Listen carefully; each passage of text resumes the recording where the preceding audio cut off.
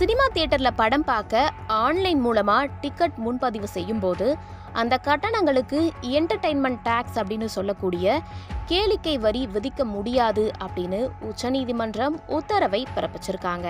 தியேட்டருக்கு போய் படம் பார்க்கணும் அப்படின்னு முடிவு பண்ணிட்டா சிலர் ஸ்ட்ரைட்டா அங்கேயே போய் டிக்கெட் எல்லாம் எடுத்துட்டு படத்துக்கு போவாங்க.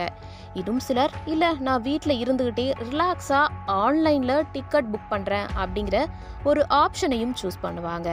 ஆன்லைன் மூலமா டிக்கெட் புக் பண்ணும்போது அந்த கட்டணத்திற்கு கூடுதலாக கேளிக்கை வரி அப்படிங்கிறது விதிக்கப்பட்டு வந்துட்டு இருக்கு. இதற்கு எதிராக தமிழ்நாட்டில் இருக்கக்கூடிய சில திரையரங்குகள் சென்னை உயர்நீதிமன்றத்துல மனுக்களையும் தாக்கல் செஞ்சிருந்தாங்க. இந்த மனுக்களை விசாரித்த சென்னை உயர்நீதிமன்றம் இந்த கூடுதல் கட்டணத்தை கேளிக்கை வரியாக ஏற்க முடியாது அப்படிங்கிற ஒரு உத்தரவை ஏற்கனவே பிறப்பித்தும் இருந்தாங்க. சென்னை உயர்நீதிமன்ற உத்தரவுக்கு எதிராக வணிக வரி அலுவலர் சார்பில் உச்சநீதிமன்றத்தில் மேல்முறையீட்டு மனுவும் தாக்கல் செய்யப்பட்டது. தமிழ்நாட்டு கேளிக்கை வரி சட்டம் 1939 கீழ் ஆன்லைன் சேவைகள் வரிக்கு உட்பட்டவை. எனவே கூடுதல் கட்டணம் வசூலிக்கும் வகையில உயர்நீதிமன்ற உத்தரவை ரத்து செய்ய கோரிக்கையும் வைக்கப்பட்டது.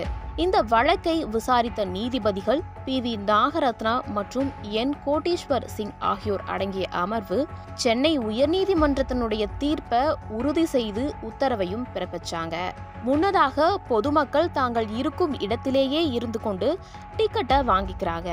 எனவே திரைப்பட டிக்கெட்டுக்கான 120 ரூபாயை தவிர இந்த கூடுதல் கட்டணத்தை செலுத்தணும் அப்படின்னு வணிக வரி பிரிவு தரப்புல வாதம் முன்வைத்தாங்க. அதற்கு நீதிபதி நாகரத்னா நேரடியாக சினிமா தியேட்டருக்கு செல்வதற்கு பதிலாக வீட்டில இருந்தே நாங்க டிக்கெட்டை எடுத்துக்கிறோம்.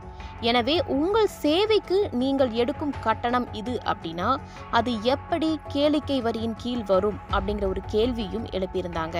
ஒருவர் டிக்கெட் எடுக்க தியேட்டருக்கு போறதுக்கு பதிலா ஆன்லைன் மூலமா ரொம்ப ஈஸியா டிக்கெட்டை பெற்றால் அது கேளிக்கை வரியின் கீழ் வருமா? கூடுதல் கட்டணம் பொழுதுபோக்கிற்காக அல்ல, ஆனால் சினிமா தியேட்டர்கள் வரை பயணிக்காமல் ஆன்லைன்ல டிக்கெட் புக் செய்யும் மக்களின் வசதிக்காக இது உள்ளது அப்படின்னு சொல்லியிருந்தாங்க. அது மட்டும் இல்லாம பெட்ரோல், டீசல் சேமிக்கப்படுது, பார்க்கிங் கட்டணம் இதெல்லாம் இல்லாமையும் இருக்கு. இது எல்லாமே இதுல அடக்கும். இது ஒருவர் பயன்படுத்தும் வசதிக்கான கட்டணம் தானே தவிர அது எப்படி என்டர்டைன்மெண்ட் டாக்ஸ் அப்படின்னு சொல்லக்கூடிய அந்த கேளிக்கை வரிக்கு கீழே வரும் அப்படிங்கிற கேள்விகளையுமே எழுப்பியிருந்தாங்க. இதற்கு பிறகு சென்னை உயர்நீதிமன்றம் எந்த தீர்ப்பை உறுதி செய்து உத்தரவை பிறப்பித்திருந்தாங்களோ அதே உத்தரவை தான் உச்சநீதிமன்றமும் பிறப்பித்திருக்காங்க.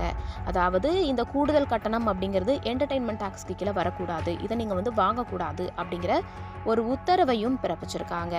இதன் காரணமாக டிக்கெட்டினுடைய விலை, அதாவது ஆன்லைன்ல டிக்கெட் புக் பண்ணும்போது அதனுடைய விலை அப்படிங்கிறது குறைவதற்கான வாய்ப்பு இருப்பதாக பார்க்கப்படுது. இருந்தாலும் இதற்கான அடுத்தடுத்த அறிவிப்புகள் இனி வரக்கூடிய நாட்கள்ல வரலாம் அப்படின்னு எதிர்பார்க்கப்படுது.